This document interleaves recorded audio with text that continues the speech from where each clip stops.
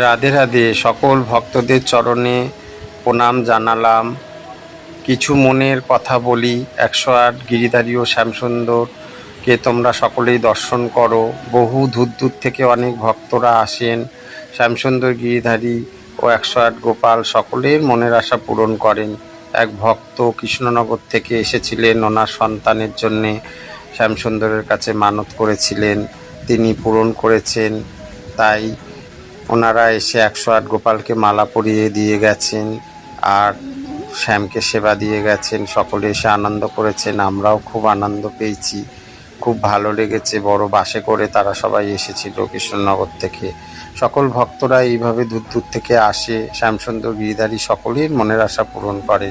তবে একটা কথা ভক্তদের জন্য বলি, মনের বিশ্বাস ভক্তি প্রেম যার আছে সে সবসময় ভগবানের কৃপা পাবে। ভগবান কারুর অহংকার সহ্য করতে পারে না, ভগবান কারুর দাপট সহ্য করতে পারে না।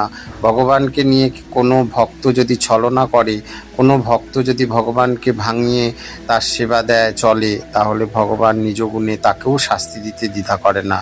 তাই সকল ভক্তদের বলবো, অনেকটা সময় চলে যাচ্ছে, সকলেই আমাদেরকে চলে যেতে হবে একদিন। সকলকে এই সময় থাকতে থাকতে ভগবানের কৃপা পাবো বলে সকলেই দুই বাহু তুলে আনন্দ করুন।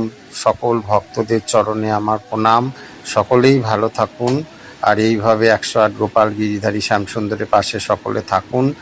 আর সকলে যে যেখানেই আছেন দূর থেকেই শ্যামকে ডাকবেন, শ্যাম সকলের মনের আশা পূরণ করেন। তিনি একদম জীবন্ত। আমি ভিডিওর মাধ্যমে কিছুই এগুলো বলি না, তবে আজ ভীষণ আনন্দ পেয়েছি। অনেক কথাই গোপন রাখলাম, তবু কিছু কথা আনন্দের সহিত সকল ভক্তদেরকেই জানালাম। সবাই ভালো থাকবেন, আনন্দ থাকবেন। আর শ্যামসুন্দর গিরিধারী ও 108 গোপাল যেন সকলের মনের আশা পূরণ করে। রাধে রাধে।